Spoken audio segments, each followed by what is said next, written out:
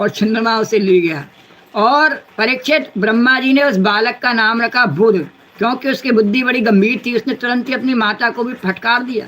तो ऐसा पुत्र प्राप्त करके चंद्रमा को बहुत आनंद हुआ और बोला मुझे बहुत अच्छा लगा। और परीक्षित, बुध के द्वारा एला के गर्भ से पुरुरवा का जन्म हुआ था। इसका वर्णन मैं पहले ही कर चुका हूँ, पहले अध्याय में इसका वर्णन आ चुका है सुद्युम्न की कथा में, किस प्रकार से पुरुरवा का जन्म हुआ।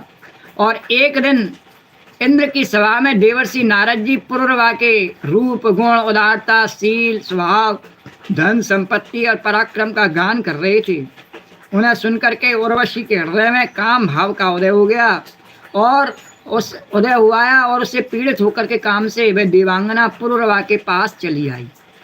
यद्यपि उर्वशी को मित्रा वरुण के साप से ही मृत्युलोक में आना पड़ा था, फिर भी पुरुष श्रोमणि पुरुरवा मूर्तिमान कामदेव के समान सुंदर हैं, यह सुनकर के सुर सुंदरी उर्वशी ने धैर्य धारण किया और वह उनके पास चली आई। ये पुरुरवा जो था वो चंद्रमा का पौत्र था, चंद्रमा का बेटा बुध और बुध का बेटा पुरुरवा।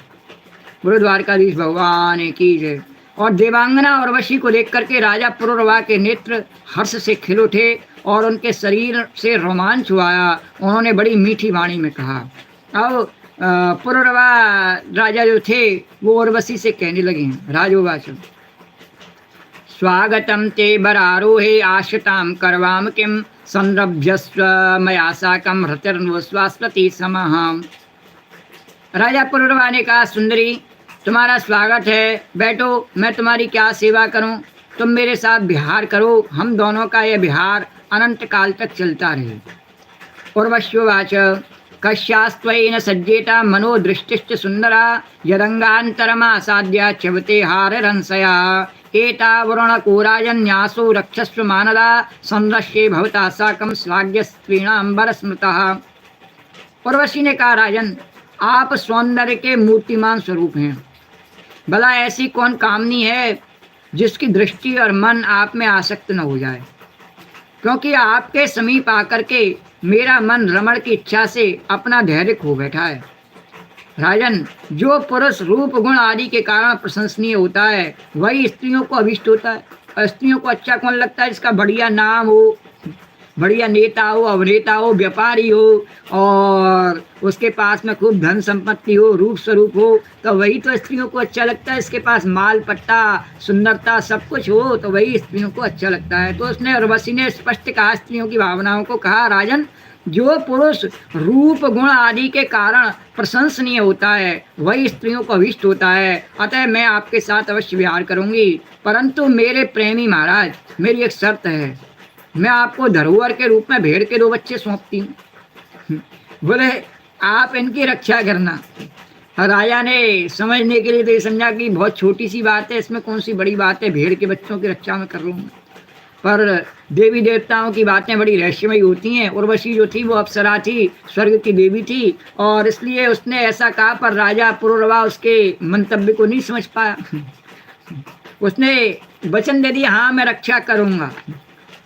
अरे घृतम में वीर भक्षम श्यानेक्षेतान्यत्र मैथुनात् और निवास समतत्थिति और प्रतिपेदे महामना।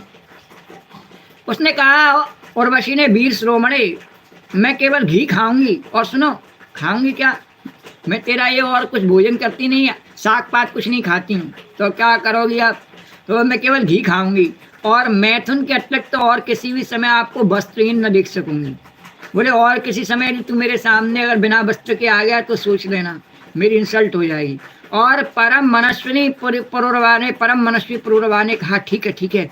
ऐसा कहकर उसकी शर्त स्वीकार कर ली, सब बात ने उसकी मान ली। अरे अहो रूपम अहो भो नरलोका विमोहनम को न सेवेत मनजो देवीम त्वाम स्वयं आगताम।